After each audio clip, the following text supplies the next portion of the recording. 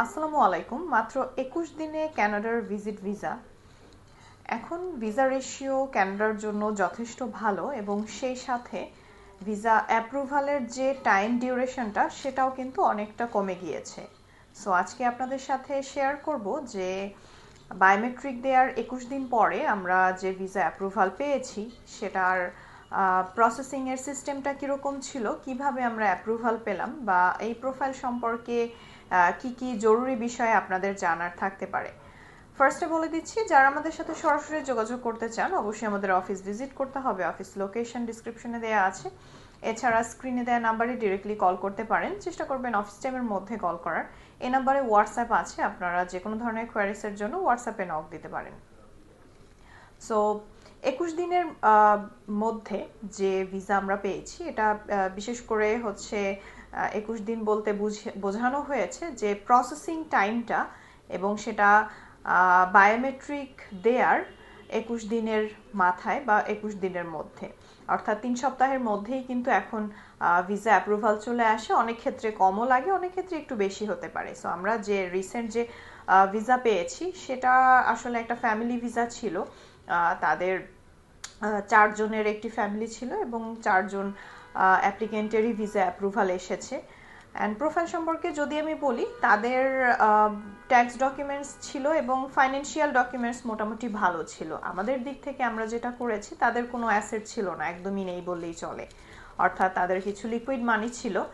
So আমরা আমাদের দায়িত্বে তাদের অ্যাসেট ভ্যালুয়েশনটা প্রপারলি মেনটেন করেছি, ওভাবে তাদেরকে আমাদের মাধ্যমে ইনভাইটেশন দিয়েছি, তাদের ট্রাভেল ডকুমেন্টসগুলো প্রপারলি রেডি করা হয়েছে।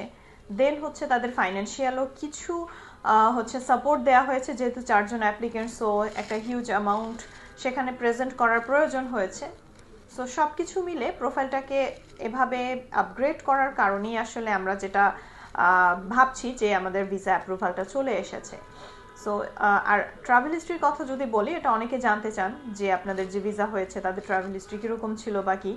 4 জন অ্যাপ্লিকেন্টের একজন অবশ্যই মেইন অ্যাপ্লিকেন্ট, সো তার জাস্ট একটা কান্ট্রি ভিজিট করা ছিল, এবং সেটাও অনেক বছর আগে। সে কোনো একটা কাজের পারপাসে হচ্ছে ভিজিট ভিসা অর্থাৎ বিজনেস ভিজিটর ভিসায় গিয়েছিল সম্ভবত, আমার ক্যাটাগরিটা এক্স্যাক্টলি মনে নেই, কিন্তু মিডল ইস্টের একটা কান্ট্রিতে গিয়েছিল এবং তার আলাদা কোনো ট্যুরিজমের হিস্ট্রি নেই।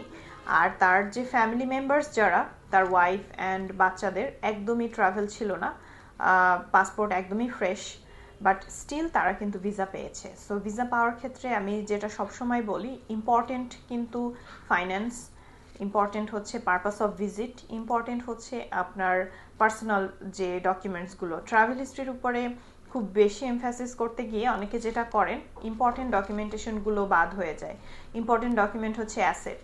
সো এই জিনিসগুলো যদি প্রপার থাকে তাহলে কিন্তু ভিসা পাওয়ার সম্ভাবনা অনেক বেশি বেড়ে যায়, এবং সেটাই আমরা আমাদের লাস্ট অ্যাপ্রুভালেও দেখেছি, সেটাই হয়েছে। সো এই ক্ষেত্রে আপনারা যারা চিন্তা করছেন যে অ্যাপ্লাই করার ক্ষেত্রে ট্রাভেল হিস্ট্রিতে গুরুত্ব দিব, সেটা না করে আপনারা যেটা করবেন, আপনাদের ফাইন্যান্স, আপনাদের অ্যাসেট, দেন হচ্ছে আপনাদের পারপাস অফ ভিজিট, অর্থাৎ যাওয়ার উদ্দেশ্য কি, আপনি ট্যুরিজমের জন্য যাচ্ছেন নাকি কেউ আপনাকে ইনভাইট করেছে, আপনি সেই ইনভাইটেশনের কারণে যাচ্ছেন, এই জিনিসগুলো মেনটেন করা খুবই ইম্পর্টেন্ট।